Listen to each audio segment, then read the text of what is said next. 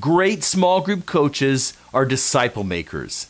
They use the available tools to help small group leaders grow in their own pursuit of God, as well as in their ability to lead and reproduce their groups. And so, coaching principle number 3 is simply this: help leaders succeed. And the first aspect of that is to help them succeed in their own pursuit of God. Let's take a look at Psalm 78 to look at the traits of a spiritual leader. God chose his servant David, calling him from the sheep pens.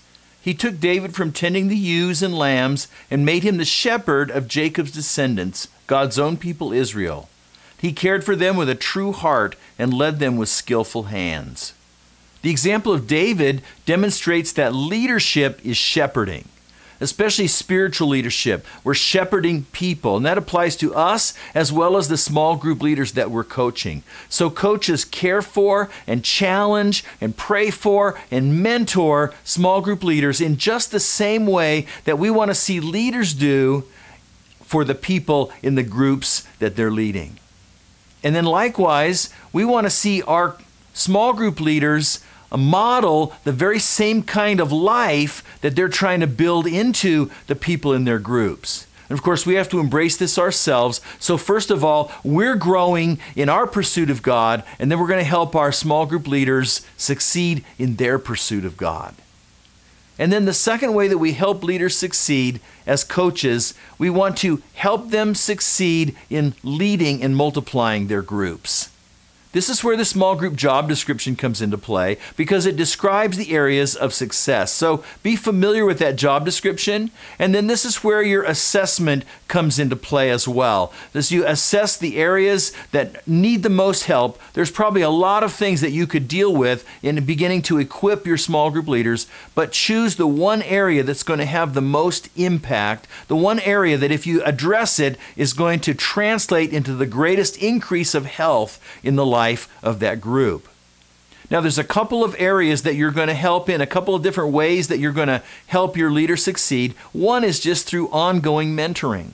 This is a mentoring relationship, so you're going to engage in it just like you'd mentor anybody using the materials and the methods in the PursueGOD library.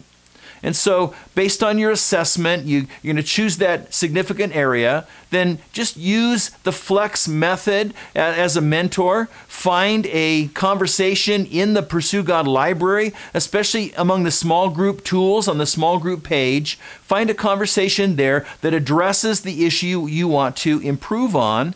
And or you could have the small group leader find one of those conversations and then share it with each other. Learn about it on your own, watch the video or read the article on your own, and then explore it together. And you can do that by phone or you do that in person, just simply as part of an ongoing mentoring process, meeting probably every other week maybe with small group leaders, maybe more often as we'll see at certain times. And so the ongoing mentoring process, then also the second way you're going to help your leader succeed is at particular times of transition and crisis. You see, there are certain times in the life cycle of a small group that probably need a little more attention from you as a coach. One is when the group is launching. Another is when the group is getting ready to multiply or reproduce. Those are times when the group can't really go on autopilot. There's certain things that the group leader has to be paying attention to that you can help them pay attention to.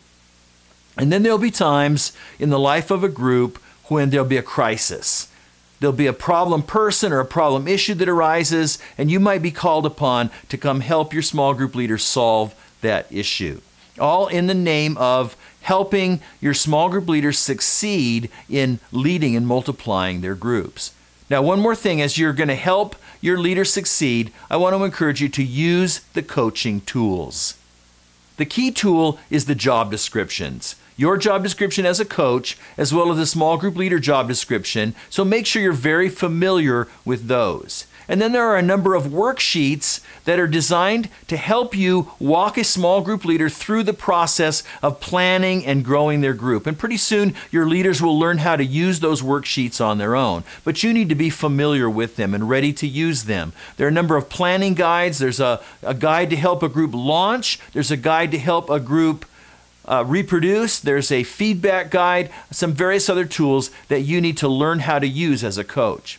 Now, keep this in mind as you want to help small group leaders succeed, that every leader is different, that every group is different. And they're all going to have different capacities. Some leaders are new, some are experienced. Some groups have more leadership potential in them than others do. Some have a better spirit and attitude, and others will have a hard time being locked into old ways of doing things. And so be patient with your groups. Some of your groups are never going to get where you want them to go because of the different capacities of your groups. So keep the big picture in mind. We're just going to continue to cast vision for the win. We're just going to continue to do our assessment. And as we help leaders grow, realize that some of them are going to go farther than others are able to go. But be patient with them. Remember, the ultimate win is they're making progress toward the mission. And as they do that, encourage them, celebrate their wins with them as you help leaders succeed.